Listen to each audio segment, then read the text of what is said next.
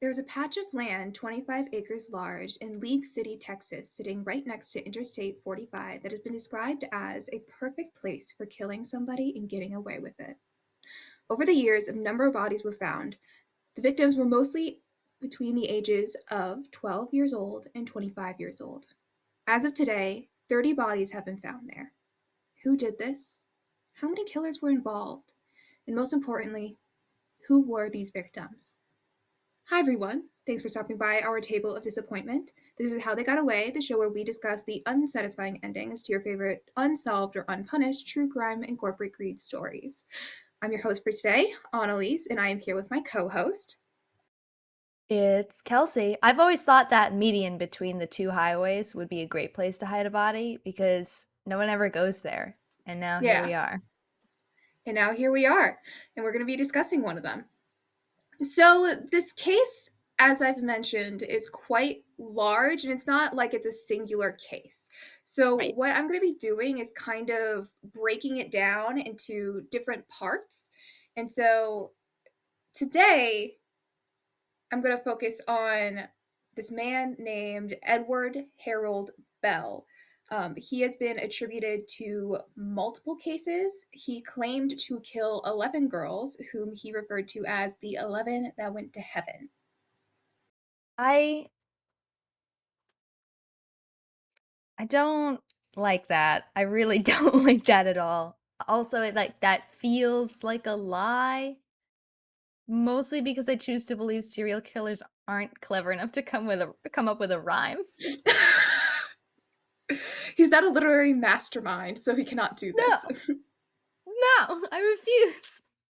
So most of the victims that were identified by Bell or attributed to him, because not all, he didn't name every single one. He gave descriptions for some of them, and then people kind of matched them up. Not all of them are from the killing fields directly, but most of them are. So that is why I'm going to kind of do the collection of them first, because it is quite a large number. Right. Okay. And it's like I don't know. We've just started, so I'm not going to make a claim here, but I feel I don't trust Bell. I don't trust that he's telling the truth. Not that I Yeah. usually trust serial killers to tell us the absolute truth. Because, they're so known for being truthful, They're just so honorable. They value honesty. such integrity. It's like the cop rule. Like if you're a serial killer, you have to tell me if I ask. Yeah. So, in the timeline of the killing fields, the girls that I am going to, or women, ladies, a lot of them are quite young, are kind of the second through 12th or 11th that are found. With the first discovery being Brenda Jones. We will discuss her case along with many of the others in a part two.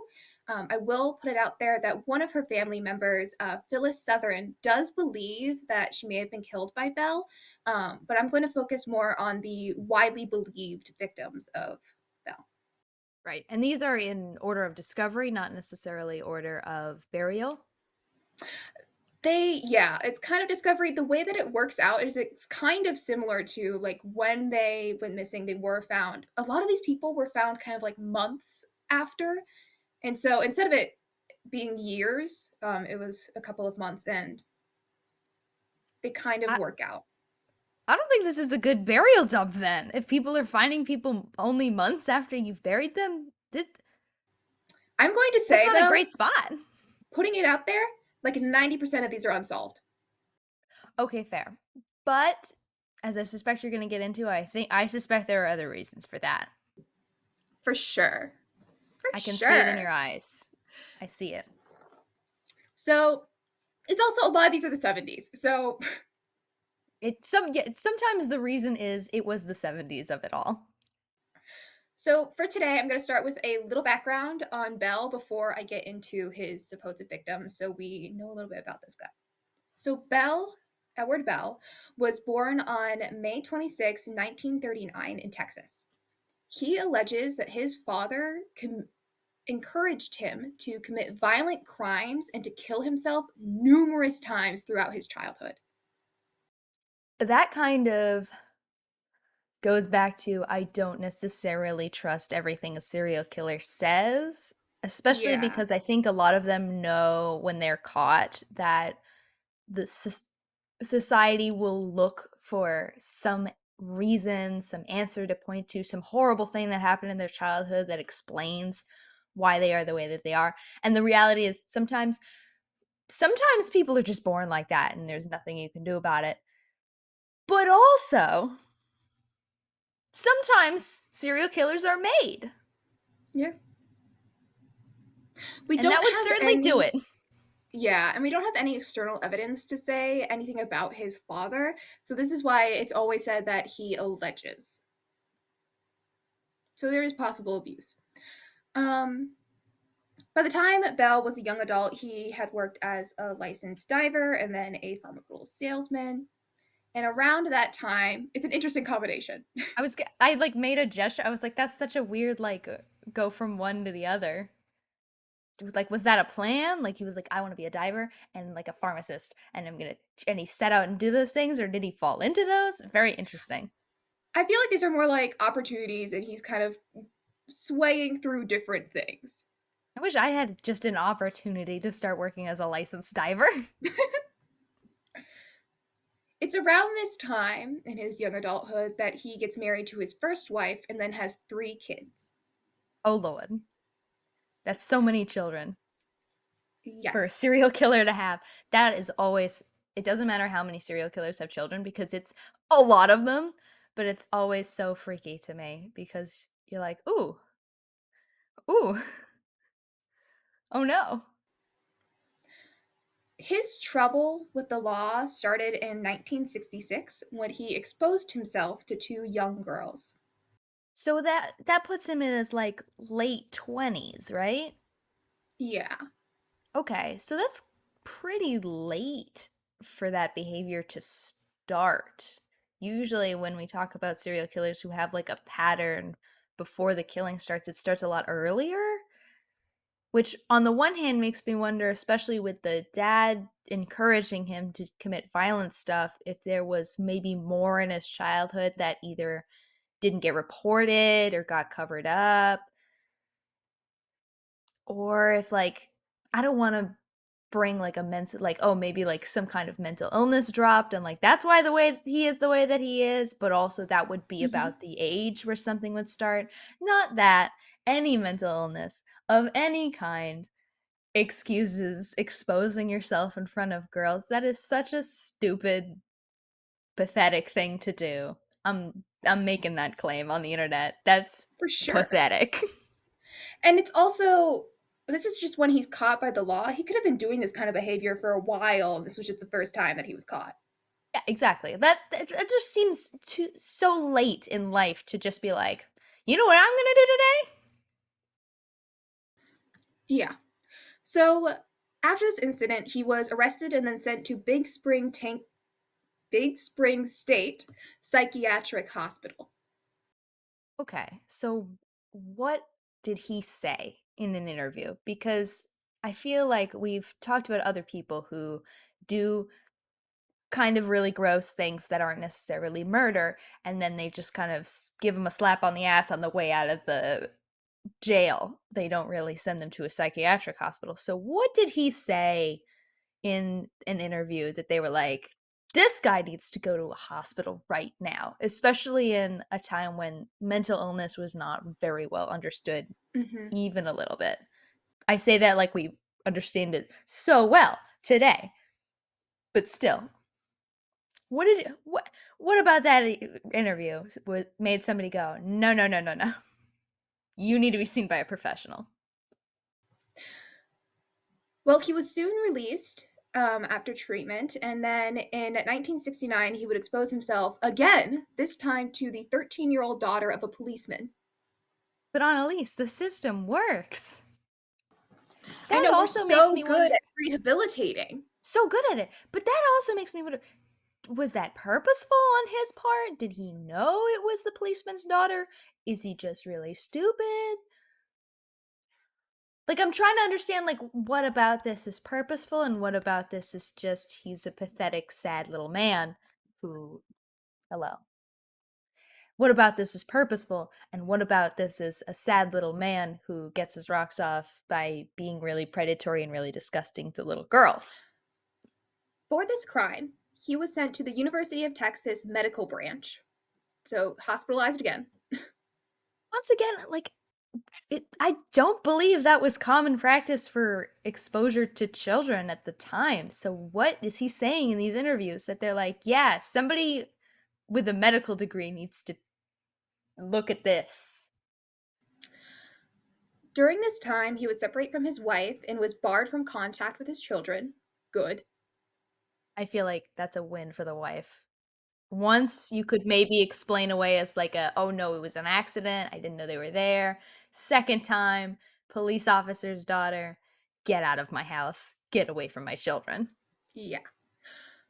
He didn't really seem bothered by this though, because he immediately started flirting with underage patients at the hospital, which is how he met his second wife, a 17-year-old patient. No. Okay.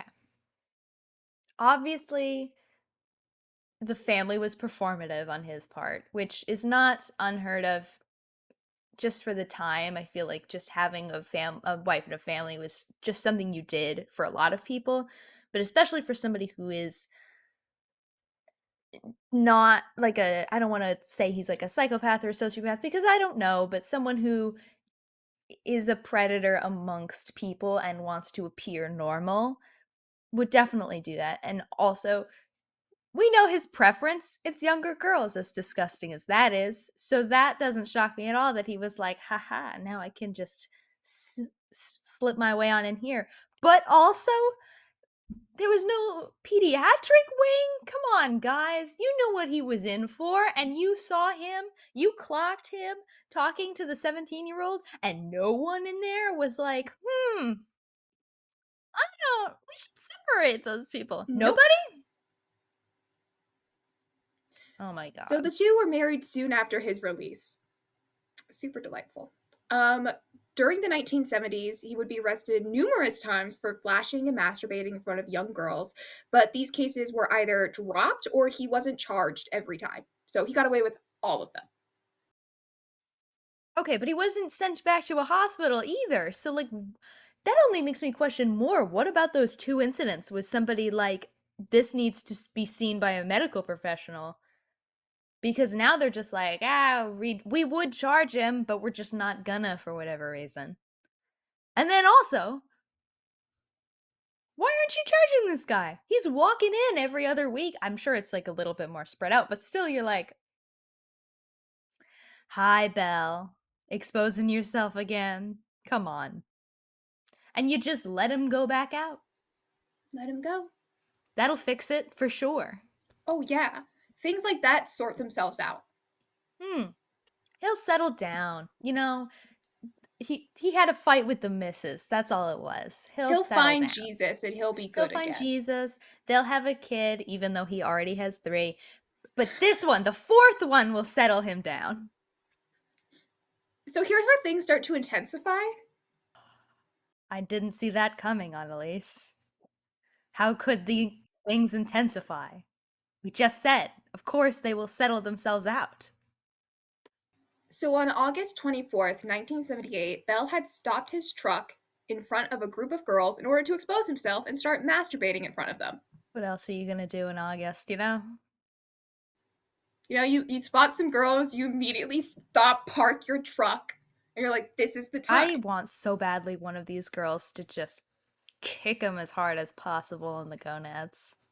Witnessing this happening from his mother's garage, Larry Dean Dickens, a 26-year-old Marine, rushed to get Bell's car keys so he couldn't escape. The forethought for that, because I would have just fucking football tackled that bitch.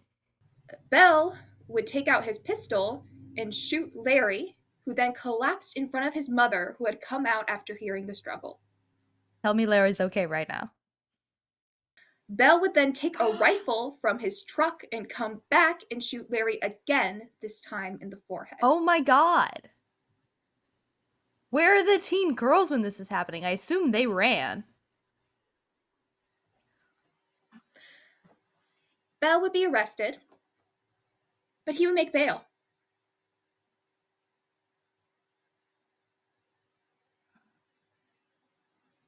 What was And his guess what? bail?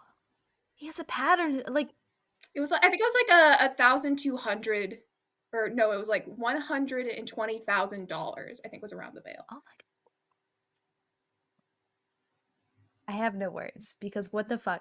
That man, Larry, was just doing a very normal thing, was a Marine, served combat, assumably, and then comes home to get shot twice by some loser who masturbates in front of little girls. And Larry doesn't deserve that, but Larry also died a hero. Larry's a good man. His mother At should be proud. 26, too, and in front of his mom. Like, Jesus Christ. It's rough. So Bell made bail, and he did not make it to Of trial course not. because instead he went on the run for 14 years, traveling around Mexico and Central America. He would be named Texas's most wanted fugitive in 1985. If Texas is known for one thing, I feel that it would be caring a lot about their veterans. I don't see them just being like, we'll get him when we get to him about a guy who shot a veteran twice in the face. They were looking for that dude. Oof. But also, come on. Why'd you give him bail? Whatever judge made that call.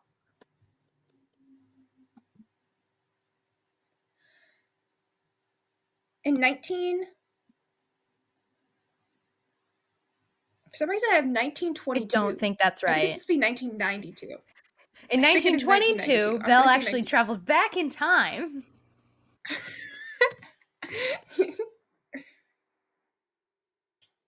In 1992, Larry's murder was featured on Unsolved Mysteries, and a man who had recently seen Bell in Panama City called up the authorities. This would then lead to Bell's arrest at a yacht club in Panama City on February 14th, 1993. Motherfucker, what were you doing in a yacht club? He didn't own a yacht, did he? He just was like working there. I have no idea. God, I hope he didn't have a yacht. That man does not deserve a yacht. We're gonna talk about this later. He owned land and like stuff. Like he had a presumably some amount of money because he had like owned like a pasture somewhere. He like owned like operated a store. Like it was a whole thing. I was gonna ask actually what he did for a living, and I guess just owned stuff. He did He did things. things, owned property. He did a lot of My random God. stuff. But for his crime of killing Larry Dean Dickens, he got sentenced to 70 Does years. that include, does that take into account being on the run for 14 years? Because you get in trouble for escaping the law here. I'm honestly not sure. Hmm. I just got a total of 70 years for his crime. Okay. So this is where the 11 come in. All right. We haven't even gotten, During so not Larry, not part of the 11. Just a different guy. Now here's 11 more, bringing his total to assumably 12, if not more. Yeah, this is the prelude to the meat of the Oh story. my God. So, during his imprisonment in 1998, Bell sent letters to Harris and Galveston County prosecutors. In these letters, he claimed to have killed 7 girls. The existence of these letters were kept secret for 13 years. Okay.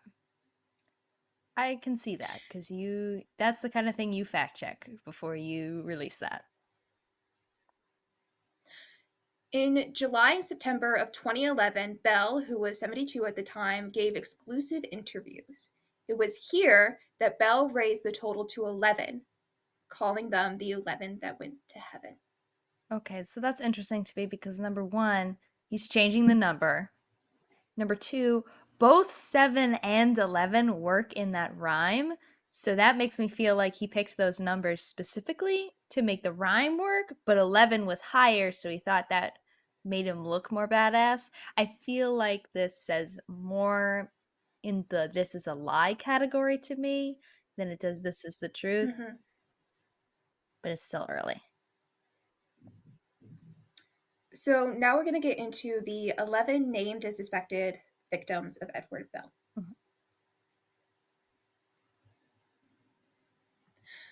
On June 17th, 1971, Colette Anise Wilson, 13, arrived in Alvin, Texas.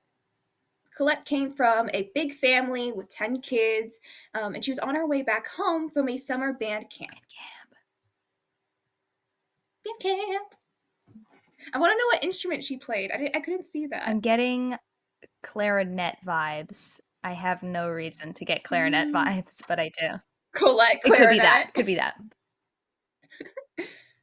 So her band director, Charles Mays, had dropped her off on the corner of Highway 6 and County Road 99 at 12:30, and her mom was supposed to be coming to pick her up, but her mother, Claire, arrived just 6 minutes late.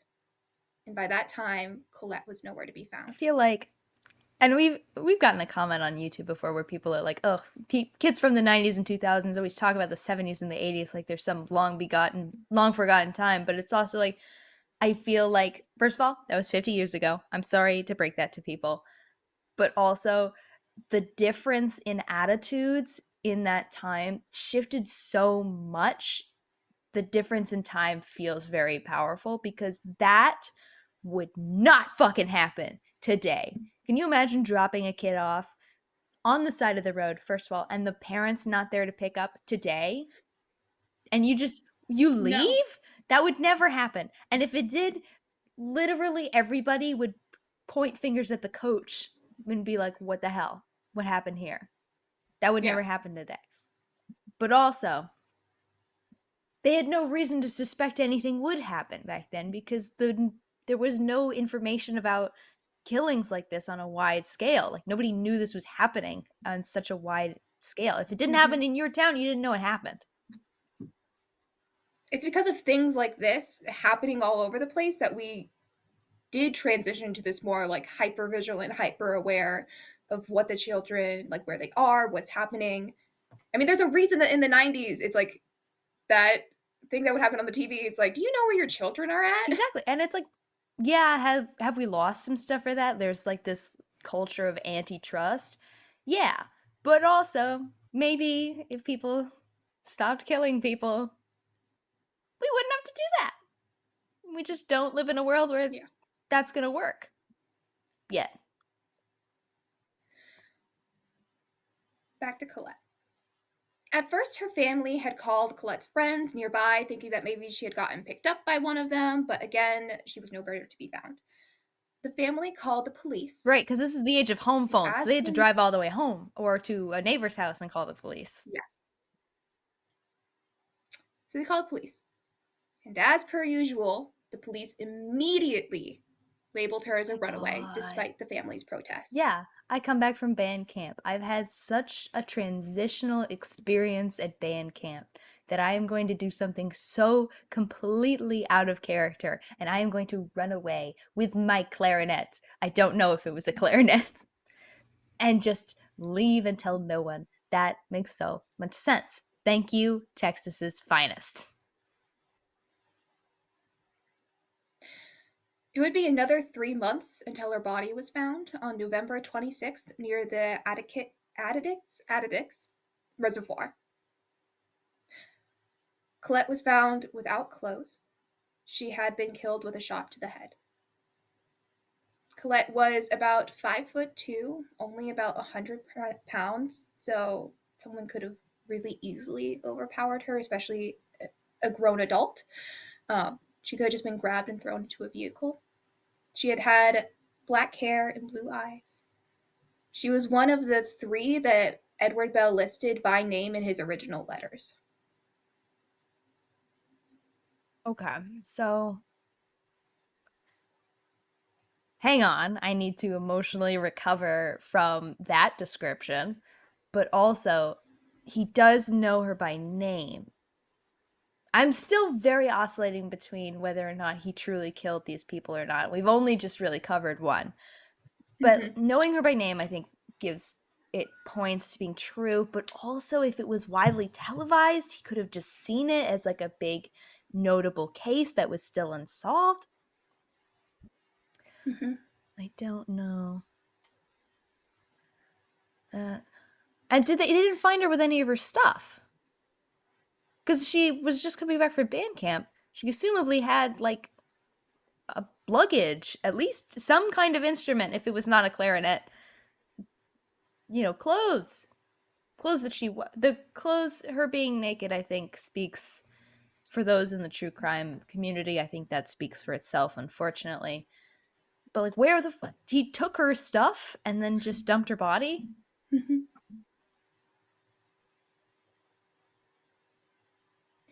That is unfortunately all I have for Colette. A lot of these, I don't even have other suspected Mm-hmm. perpetrators. Because that could have been anyone.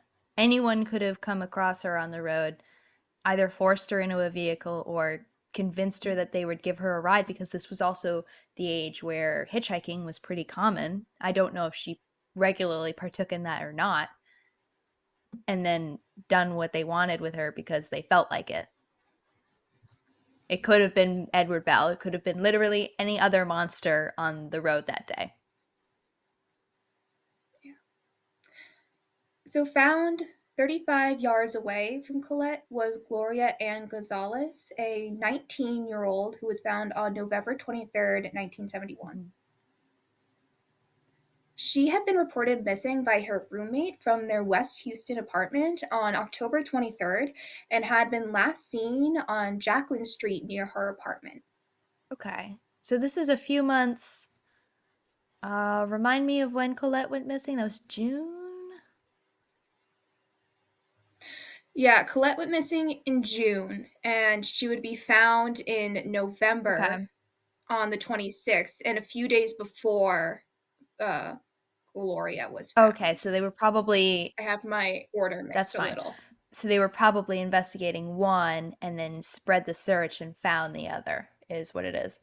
But then she Yeah, would have only been missing for like a month then? A a month. month. Okay, so she Mhm. was still pretty, I hate to say fresh. That's such a gross way to say it.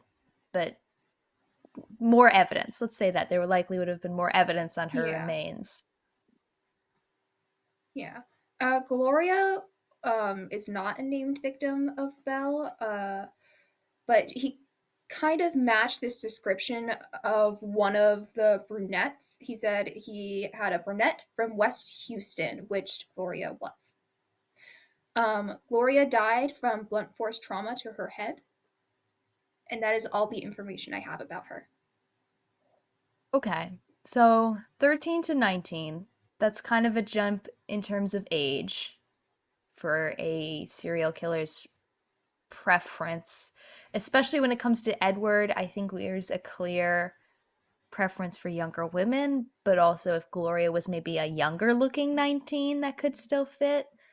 Missing from her apartment says to me like she went out to meet somebody, because I feel like her roommate would have noticed like a Mm-hmm. struggle or anything. I don't know.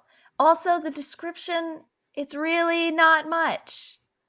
There are probably thousands No. of women who are brunette from West Houston, and more than one, I'm sure, have gone missing. I don't know. I don't know if I really buy Gloria. That sounds more like she went out for to meet someone, have a date, or something, and then they happened to know about this honestly not very well hidden killing field. I don't know who said this was a great place to hide a body. They're finding people within months. Yeah, but they're not solving any of them. And I think that says so. I feel like we always go back to DNA because I love DNA, but also it's like this was the 70s. They did not have a very strong means of testing DNA, gathering DNA samples. I don't know if like what the evidence collection would have been for this time, because some police departments were good about knowing that like there's something here. We just don't have the means Yeah, yet. But if we collect the information, yeah, the data, we could maybe use it someday, and others not so much. So I don't know if they have anything for that. But it's also like, if you have nothing to match it to, you're just hoping that like a hair falls off. And even then, that's not really uniquely identifying unless that has DNA. yeah. And I will say that a lot of these are in like water, Mm-hmm. reservoirs, ponds, lakes, which water can fuck with a Mm-hmm. lot of things. So Mhm. moving on August 4th, 1971, so it's like And then yeah, Colette, this, okay, Gloria, two friends, two, Rhonda Renee Johnson, who went by Renee, and Sharon Lynn Shaw, both 14 and 13 respectively, were last seen walking near a local beach in Galveston by Seawall Boulevard. okay. Having a beach day, living it up. The two were taken together. Okay. That definitely says to me that somebody stopped to offer them a ride because I feel like two Mhm. girls for one adult man. Unless we do know he likes to carry, if it was Edward, he likes to carry guns in his car, but it was also like the middle of the day. According to a friend of theirs, Glenda Willis, the two girls used to hang out by the beach with like a beach party crowd, and they would hang around the Wicks Water Ski School. The two girls had gone to Wicks Water Ski School the day they had disappeared. Okay. They weren't able to go out in the water that day since the waves were too rough, and so the girls, they used to hitchhike Mm. regularly. So it was not unusual for them to get into a stranger's car. Once again, like that was considered very normal for the time, and nowadays, like just the thought of that gave me chest pains. The like two teen girls getting into a stranger's vehicle is for a lot of people's worst nightmare, but at the time, very normal. Mhm. Um, Willis, Glenda, had described the two of them as tomboys and totally Can we fearless. also talk about Renee, Sharon, and Glinda? Those are such cute names. I know, like, quick break from the horribleness. Cute names, cute friend group, cute names. They are cute. On January 3rd, 1972, Okay. Renee's skull was found by two boys fishing in Clear Lake. Ooh, oh, that's Renee's body was not found at the okay. time. So were they okay? So it's possible her skull broke off and maybe floated down the river. Okay. So I had seen an article saying that authorities 40 years later had matched her headless body, which was found in the same lake about a half a mile away. It had been labeled originally as a male's body and was believed to be a different missing person entirely. So it hadn't been considered a possible match previously. So theoretically, in like the 2010s, they matched them up, but I only saw that in one article. I feel like that's definitely possible. I feel like people kind of there's this like how do you mix those two up? But there's actually when it comes to bones, and at that point I imagine you're pretty fully skeletonized, especially in the water. There's a lot of and especially for someone who's prepubescent, I feel like there's a lot fewer indicators. Like you're looking at the shape Mhm. of the pelvic inlet, the honestly, that's most of it for the body. There's a few other indicators like size mostly, but without the head, the skull has a lot of the indicators for like male versus female. And even then, those are very subjective. So it's less of like a, oh, this thing right here says that this was a female, or this thing right here says it was a male. It was more like this collection of items leads us to believe that this was a male or a female. DNA is a lot more identifying, once again. But number one, twas the 70s. Number two, even for today, if the bones are soaked in water, a lot of the DNA is lost. So it's harder to make those claims. So I could see a prepubescent girl who maybe was misidentified as a male. I don't, and the age is really hard too. Like those are two kind of very difficult things Mhm. to determine when it comes to skeletons. So I could see this mislabeling. I could see it. Mhm. One of the things that was noted is that this body had been found with a shirt that said Jericho's Surf Shop, which was near Wick's Water Ski School. Hmm. So, someone from that area. It's so they don't think like she would have had that though. Like that wouldn't have been something that she would have been wearing or on her person. They thought so. That's why later on they kind of did a reflection again, and that was one of the things. It's like that could have been her because she went Mhm. to this ski school a lot. This is by there, so it's she could have bought a shirt. It's from the same area. Okay, hard to say then. Yeah. Um, Sharon's body was found 6 weeks after Renee's head was found. Her body was found with bits of fabric and a necklace. The necklace was a surfer's cross, and the cross is how Sharon's mother was able to identify her. Her cause of death could not be determined. That's also pretty like with skeletons, I feel like TV shows make it seem like it's so easy to find things, but it really takes like months of expert opinion and research and peer review to kind of look at there's there are certain injuries that you can tell what they look like, but you know, if it doesn't leave a mark on the bone, you're never gonna know if she was stabbed in a meaty. I hate to say meaty, that sounds terrible, but in a non-skeletal area, there's not gonna be Mm-hmm. a sign of that on her bones, and especially in the water. I don't know if they found her full remains, if any pieces were missing because she's in the water. There's predation. I mean, her friend's skull floated down the river. Very possible smaller pieces were lost and just may never be found. Mm-hmm. I, yeah, that's not an easy, and it could have been anything.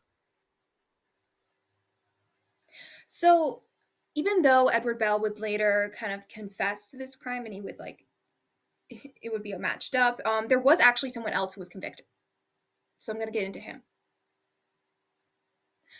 Michael Lloyd Self, a gas station attendant. In May 1927, police received a tip regarding Self and had brought him in for questioning. Now, here's where things get a little Okay. sticky. Um, Self went involuntarily, Mm-hmm. but then he was then held by police for hours. And according to Self, he was held against walls, hit with a baton, and had a pistol pointed at him while an officer threatened to kill him if he did not confess. Okay. So this is where like I don't know if anyone has ever seen the documentary about the confession killer that also happened in Texas around this time. And at the time, like he was kind of we know now that he was kind of coached into giving a lot of confessions that were not true, and partially that was like out of his own self-interest, partially that was hard to say how much of it was police's wishful thinking and how much of it was purposeful to get some cases closed, but also they kind of there within that documentary there was also some allegations, I'll say, of other improper police activity. So I'm not gonna say I don't believe it categorically. On the other Mm-hmm. hand, I feel like we see the like held for questioning for hours part, and like that alone makes us think something happened. If you're suspected for a murder, you're gonna be there for a few hours. Like that's Oh, normal. yeah. So, following this up, according to what he has said, obviously self claims that he made a forced confession. He was made to write and rewrite the confession several times over. And there was a number of errors in the final confession that doesn't align with the actual case, including from what I've seen in articles, some of like the methods of death or where the bodies were placed weren't lining up. I don't know if this is like police review after the fact or where these errors highlighted came from. But either way, he made his confession. And it seemed like there was incongruencies with the actual case. My thing with that is number one, if you're gonna go to the trouble of torturing somebody into making a confession, I feel like you would make sure that the facts lined up, especially if, as he claims, they've made him write this multiple times. Number Mm-hmm. two, I mean, we don't necessarily know the causes of death for at least one of these girls. And also, when it comes to placement, there is a river, so it's possible that the bodies were moved just because of the way that they were disposed of. I don't know the exact specifics, so I'm not going to say, like, oh, like, that's explainable. It's neither here nor there, I think. I don't know. So, Self was then convicted on September 18th, 1974, of first degree murder of Sharon, but not Renee. And that makes sense because I believe you at the time they had not found her body yet or hadn't made the connection, so they Yeah. only had the skull to work with. Did they even really charge him with at that point? Because I could see prosecution not even attempting to make the charge yet until they were sure they had something because of the double jeopardy rule. Yeah, I'm not sure about Renee's case. Um, Self would be denied his multiple appeals, and it even went up to the Supreme Court in Hmm. 1993. He would die in prison in 2000 of I was actually cancer. just going to ask if he was still in A prison. number, Hmm. yeah, a number of people believe that he is the wrong man, especially following Edward Bell's confession, where he described two Webster girls that he killed in 1971. Once again, this could have been like he was in the area and heard about it on the news and remembered like this was a big case and then made his confession around things that would have been inflammatory for the, to be like, oh, I'm this guy. I killed all of these horrible deaths. On the other hand, I believe that he would do this one more than I would necessarily a case like Glorious because it fits his age profile more. Mm-hmm.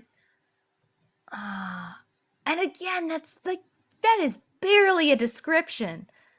That's like I killed rolls dice, two girls in rolls dice with town names on it. Webster, like that's kind of not a lot. The two's a little more specific than a one, but I don't know. I don't know. It could have been either, really. Or just a random guy. So, Once again. yeah. We're going to talk about next two other victims that were actually named by Bell, who was also. I'm going to start that over. So we're going to talk about two other victims who Bell named, who were also regulars at the Wickswater Ski Club, or ski school, like Renee and Sharon. Okay, so indicating maybe a preferential hunting ground, for lack of a better word. Yeah. So Maria Johnson and Debbie Ackerman, the two of them were both 15-year-olds, and Edward Bell actually knew the girls. Ooh. Bell had co-owned a surf shop that these girls had been Once to. again, this guy owning things. I mean, I guess he used to be a diver, so I guess there's a connection to the ocean there. Yeah. The two were last seen near a Baskin Robbins on November 15th, 1971. So right in the time frame for all the others.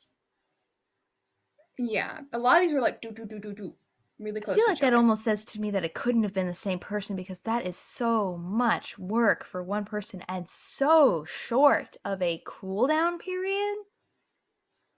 Hmm.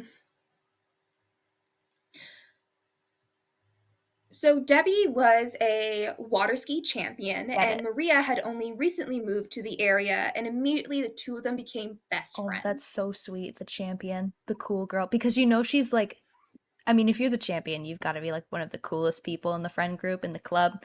And then there's this new girl, just moved here, doesn't know anyone. She's like, you and me. And then that's so cute. That's so sweet.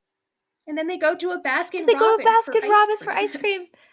That's like they're just having a good time. They're living normal 15-year-old lives. And they should have just been able to be best friends until their 30s and then their kids have play dates with each other. That's what should have fucking happened here.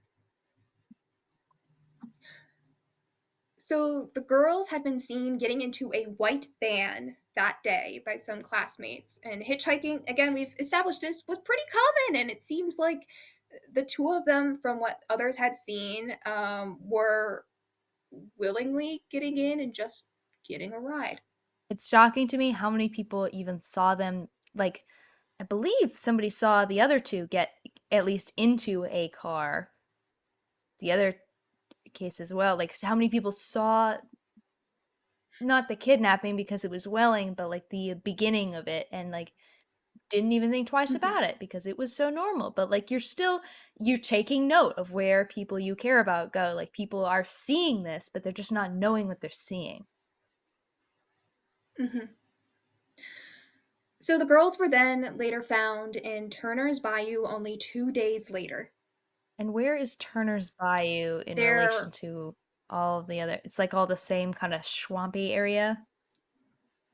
Yeah, yeah, it's all within this, like, 25-acre land. I can't exactly pinpoint where each of these I don't have a good visualization of this map, is what Mhm, I should mhm, say. mhm.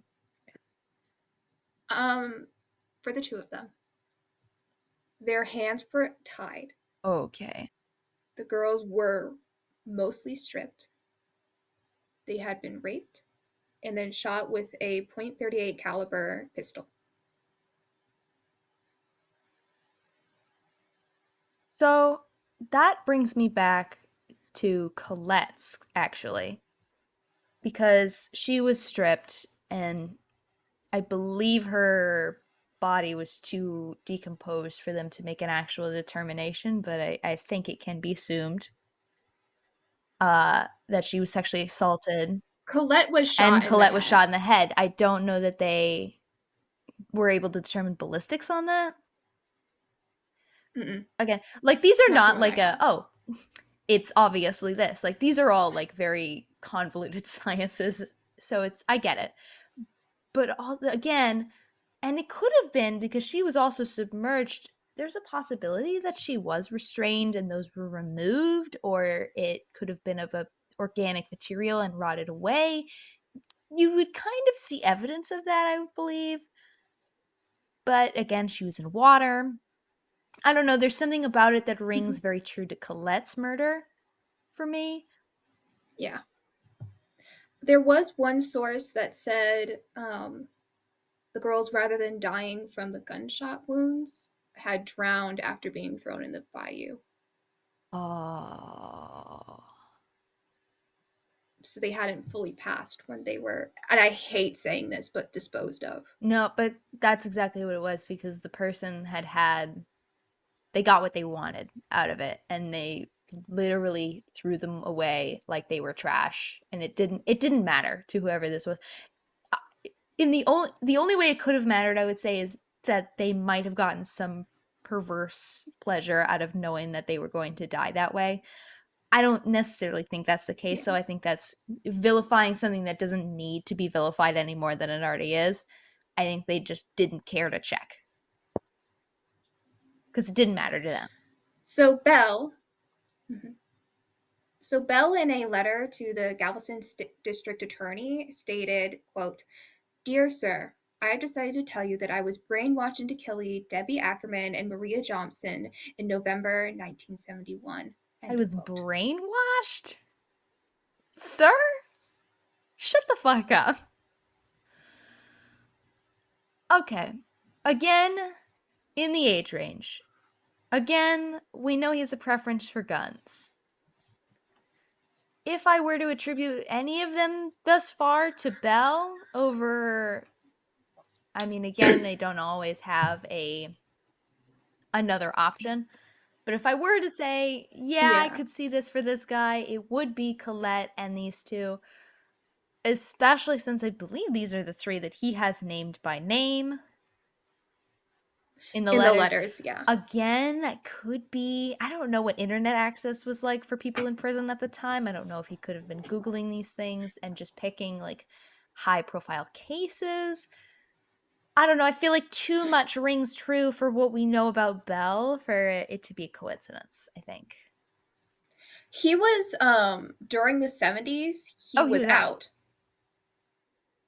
But I'm saying like when his which is confession why again he happens, like so you don't necessarily retain all that yeah, info. yeah, but I'm saying that he could have heard of these cases while he was like out because a lot of these were went missing, found. But the evidence was so messed up, and there really wasn't a lot of people in the area to witness a body Mhm. dumping that there was very little evidence to Yeah. go off of. I don't know. I would say these three if I were to attribute any, make the most sense. I would attribute it to him. This better not come out to 7 or 11. I'd be so mad if his rhyme actually worked. That disgusting little rhyme he made at the beginning.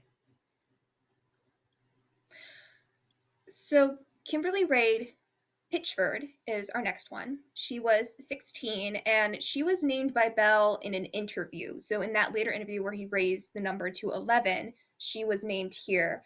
He referred to her as just Pitchford. Okay. Still named, though. Yeah. So, like many other 16-year-olds, Kimberly was learning to drive. Oh, Lord. On January 3rd, 1973, she was taking her first driver's ed class at her school, Frank Dobie High School in Houston, Texas. So she had allegedly gone across the street from the school to make a phone call on the payphone just to call her mom, but her mom never received that call. Classmates of Kimberly gave different accounts of what happened after class ended, but one had said that he or they saw her get into a red Volkswagen.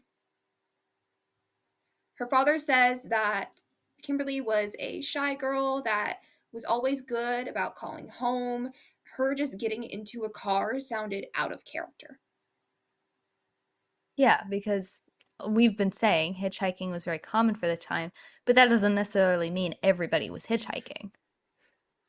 I do find it Mm-hmm. interesting that thus far we've mentioned, I think, 3 different car descriptions.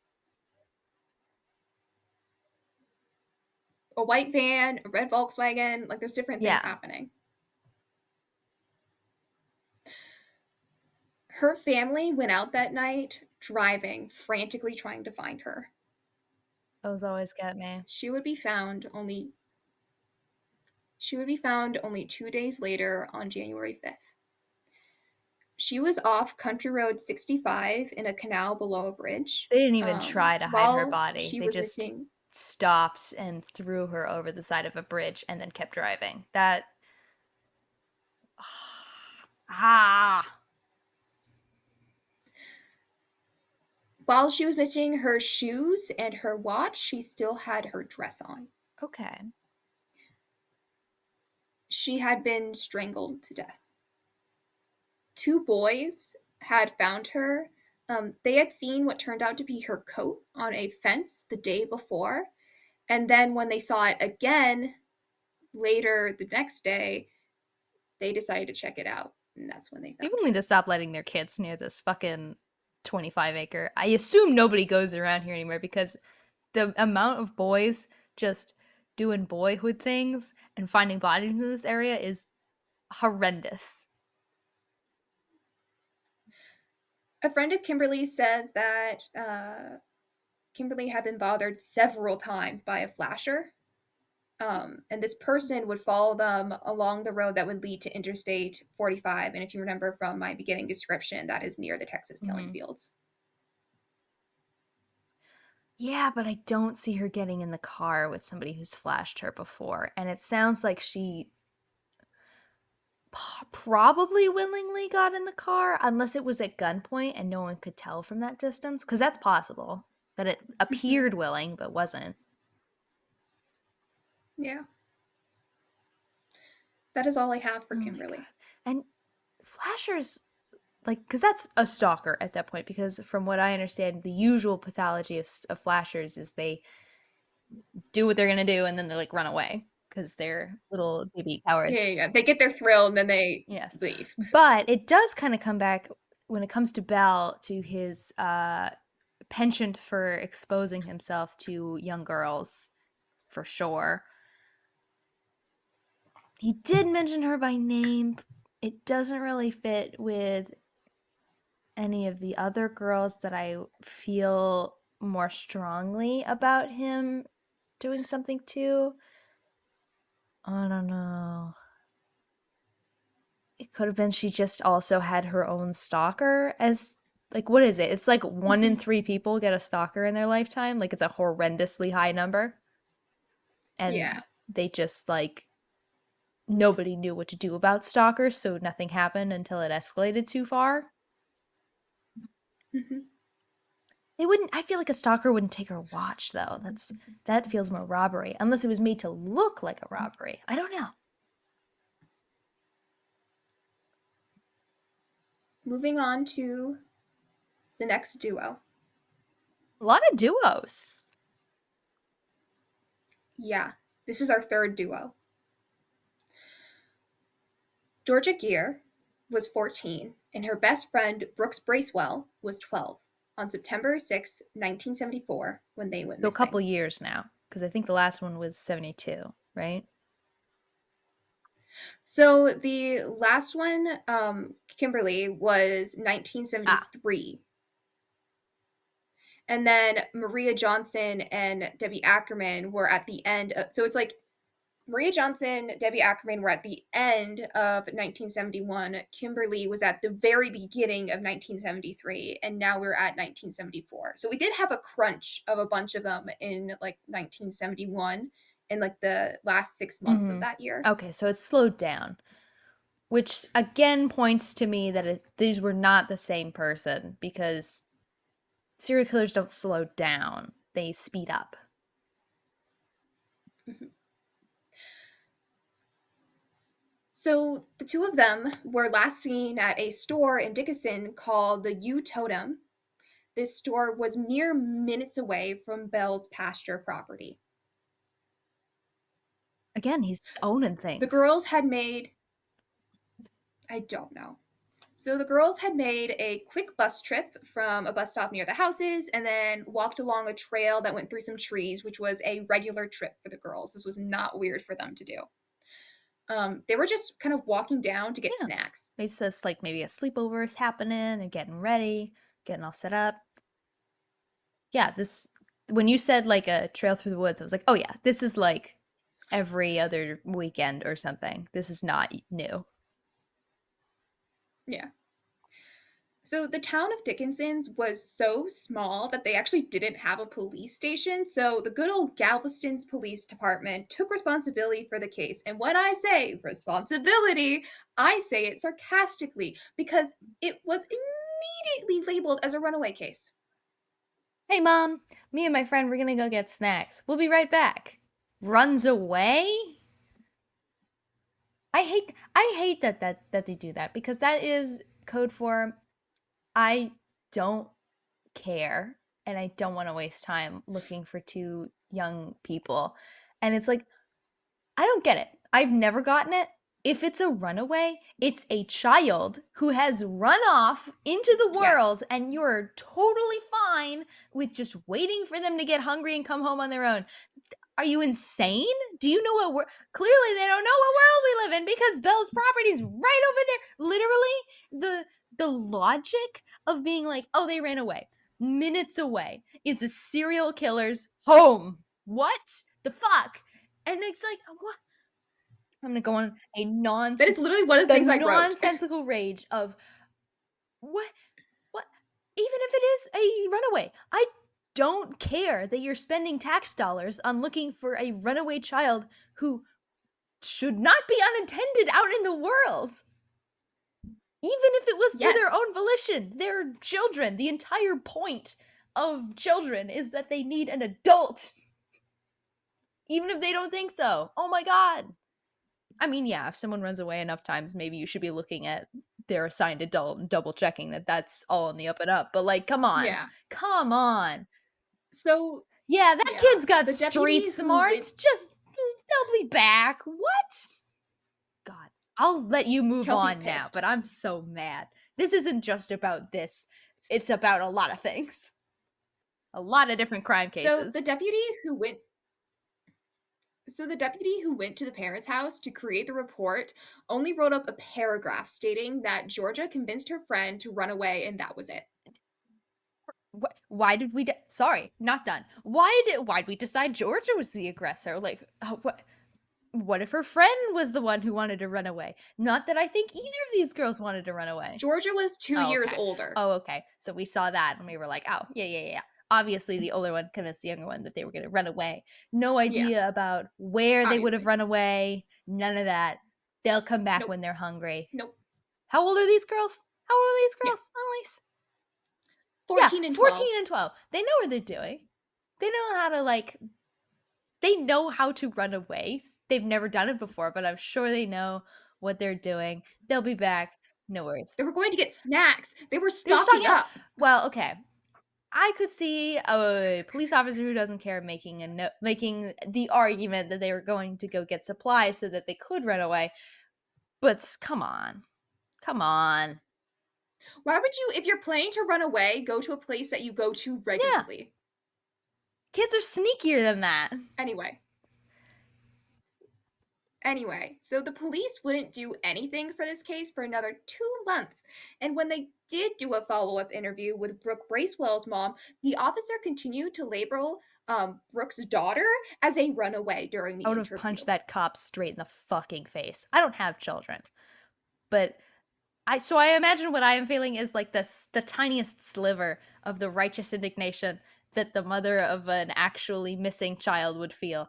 But I would punch that man straight in the fucking I would break his nose and then I would go to jail because I assaulted an officer. It's But over for then this man. maybe they might look into where my fucking daughter is. I would be so pissed. So pissed. The self-control on these people So to not just around wail on these police officers. so around this time that this interview was happening, a separate investigator would request dental records. Oh my god. So they've found bodies at this point, is what you're telling me, but they're still trying to play it off. Okay, okay. It wouldn't be until 1981 when the case would be properly investigated as murders after their bodies were identified. Are you fucking serious? So their bones had been found in 1976 Okay, in a bayou in Alvin, Texas. And I do want to note that some sources implied that Brooks' bones were the ones found in 1976 and that George's were found later, but it is okay, unclear. okay. So somebody knew that they were going to find bodies, or they'd already found something that indicated they were going to find bodies, but they're still like, oh, no, no, no. They're still runaways. But, uh, Kevin, why don't you go talk to the dentist so we can get. There's no reason that you would ask for dental records for somebody you fully believe is still alive. Like, there's no reason for that. Unless one investigator was kind of going against the rest of the Maybe? department. And in that case, good for you, Good for the investigator. one person But who might be doing his real job here. Yeah, I could see that. Like, maybe one guy was like, we're gonna need these, even if, you know. he's like, I'm going to double check because you guys do what you do, but I'm going to have this on file to double check just to do due There's diligence also how many bodies have been because I actually care right? about my How job. many bodies have been found in the fucking killing fields by now? Like over half a dozen? And you're like, no, no, no, no, no. They're runaways, though. My lord. No, no, no, no. My lord. They ran away. What the hell? It would be over for that man. I would So, have punched him in the schnoz. over. Over. So, the next victim I'm going to talk about isn't actually from the killing fields. So, if we're counting up right now, this is victim Oh 10. my god. That is so And many. yeah. And 6 of them were pairs. That's like the risk on taking on two people at once, I think, cannot be understated. The like level of No, confidence you have to not once but multiple times, if it was the same person, take on a pair. yeah. So I do want to talk about this person, even though they are not technically part of the killing fields, just to wrap up our conversation Okay. about Belle. So Nina Lynn Kluge was 16 when she went missing on October 22nd, 1975. She was meant to come home from Rosharon, Texas, where she was with friends watching the World Series. Her car was found abandoned 4 miles off of Santa Fe by Highway 6.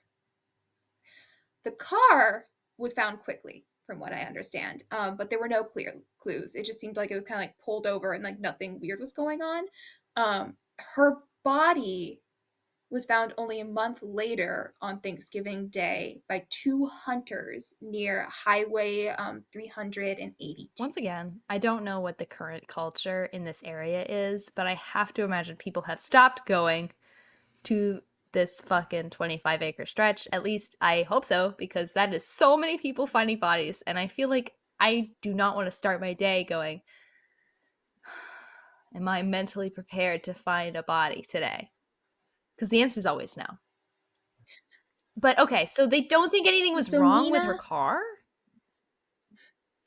yeah, there was like a they didn't find any evidence at least of anything weird happening in the car. There wasn't like her like clothes were strewn. It wasn't like there was like dents. Like look didn't look like there was a struggle at And the there's like car. no engine trouble either. So like she pulled over on her own will. Not from what I Okay. saw. Interesting. So Nina was found nude Okay. on top of a pile of clothes, presumably her own. She had died from a gunshot wound to the head. And while she was not named directly as one of Bell's victims, she did kind of match one of the descriptions that he had given during his confession. I've been pretty I admitted to being pretty hesitant to believe the vague descriptions. On the other hand, her murder much more closely aligns with Colette and the other two whose names there have been so many names I can't recall, but the other two who were found bound and shot, and again she was found stripped and shot. Yeah, Maria, Debbie, Colette, and Thank you. then Yes.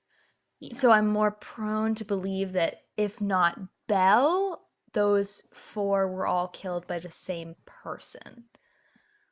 The clothes Mm-hmm. underneath her is very weird because like that's not how like if you were sexually assaulting a person as one does, of course not.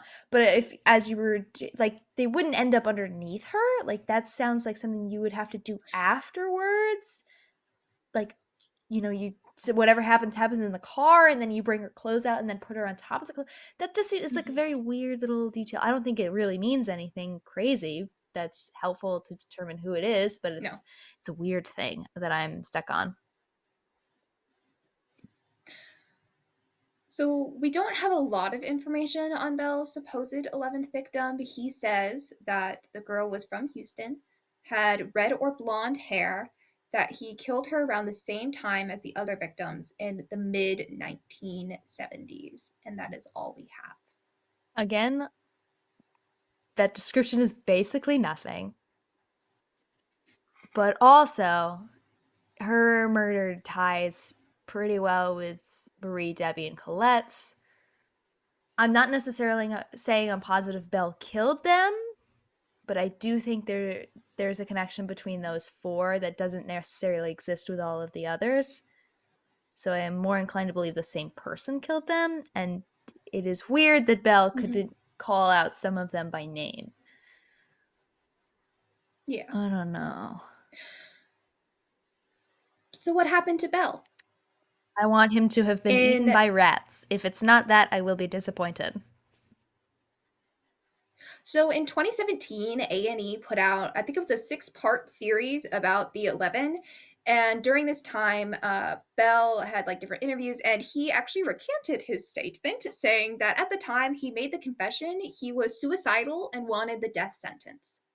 I mean, I was wondering because you said he got 70 years, so there's definitely he pretty much has a life sentence without having a life sentence. So I could see wanting to just get get got put on death row. Even that takes several years. So confessing to some notable cases and kind of forcing the justice system's hand, I could see it, especially given what we know about Belle. I I don't know that I really believe the whole dad story, but I do believe this was a violent and possibly suicidal person, regardless of whether regardless of a father's influence in that directly. I don't know, I could see it. I did think it was weird when you were like, "Oh yeah, he then confessed all these." And I'm like, "Dude, why? You're already in here forever." And you don't seem the kind of person who wants to give closure to the families. Mm-mm. I don't know. Bell was never charged for any of the cases. He did say that he would, when he's giving this whole, like, I recant it, he did say that he let girls into his van before and, like, implied that he had sex with high school age girls, saying that the girls would say, oh, we're totally over, like, these young high school age men. And so he kind of implied from that statement that he would have sex with these I mean, I girls. believe that But 100%. there was never, oh, yeah, he's Yeah, he's agreed. He agreed. would. I don't necessarily believe that the girls were saying Yeah, that kind of okay. shit, I but want to clarify. I 100% believe he had sex with underage girls. I don't necessarily believe they were all consensual. And in fact, that may tie into if some of them perhaps fought back, perhaps what we saw with some of the women being bound and partially stripped and then shot is a conclusion to a struggle that happened in his car. I could see that as a narrative. mm. But yeah, he's a full creep. I never So, had trouble believing he had sex with underage girls. I oh, don't believe most of it was yeah, consensual. no. So in so there's never any challengeable evidence. He didn't get linked to any of it. He didn't get prosecuted for any of it. And then he would die on April 20th, 2019 from heart failure at the age of 79 while serving time at Wallace Pack Unit in Navasota, My Texas. only regret is that he Unfortunately, missed all of COVID.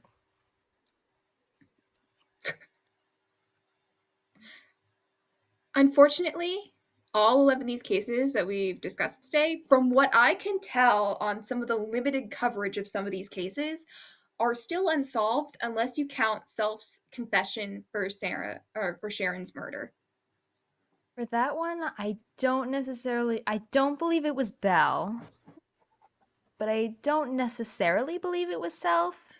And the trouble with a lot of these, and the Mhm. reason that so many of them are likely unsolved, number one, I feel like this is the third time I've been like, no DNA evidence, but like, it is.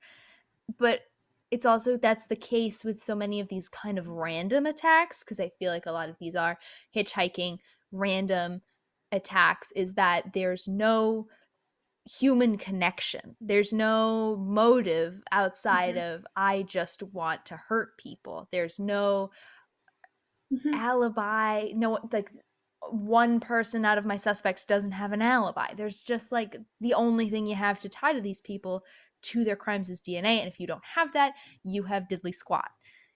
So, like, I could see why a lot of these are unsolved. I don't think, though, that this is a good body hiding spot. Well, considering that a lot of these were moved from somewhere else, brought to these fields, no one witnessed anything in the fields. There is lots of water that the bodies were dumped in, which also screwed with evidence. And the fact that all of these are unsolved. Okay, I'll give him that, but if you don't want the body to be found, it's not a good spot. But also, at least a couple of the victims came from a surf shop, so the ocean is nearby. So you've made a choice to choose this killing fields over the ocean, which I'm not a Well, a little more populated of a I mean, there's beach. probably other areas like the ocean is vast. There's probably a spot. I am not a hider of bodies on the reg, but I feel like I don't know. That's an interesting choice to make.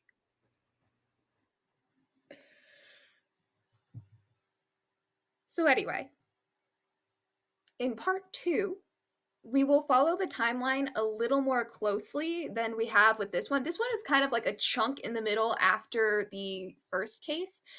So we'll start with Brenda Jones in the next episode and discuss the other unfortunate victims that were found in Texas's infamous killing fields. Oh, right, because there's like at least a dozen more, isn't there? At Oh my least 20 god, more. I thought I was like, oh, a dozen is too many, but it's not. No, Oh, no, the you. fact that there's not like I get it's a large area and you can't really cover all of it, but the fact that there's not a hidden police car next to any one of the entrances to this area, just keeping an eye out for suspicious activity. I mean, there must be, right? At this point, there's so many people.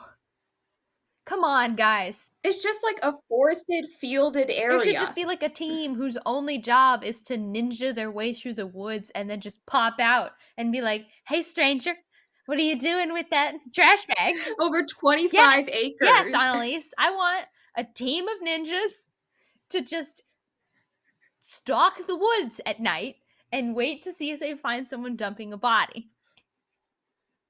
You don't really have to cover all the ground. You just kind of have to cover like the popular areas, like the watery areas, and then like you really only Mhm. have to catch a few people in the act before people stop dumping bodies there, I feel.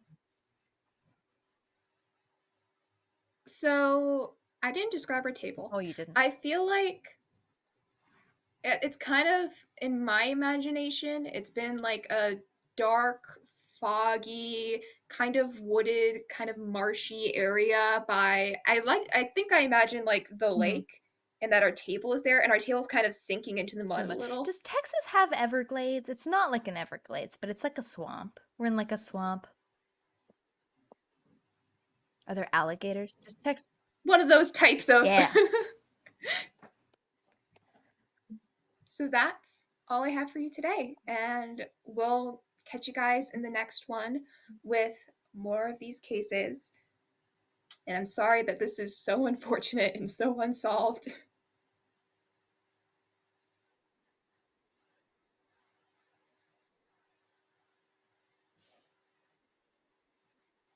Thank you so much. It's awful.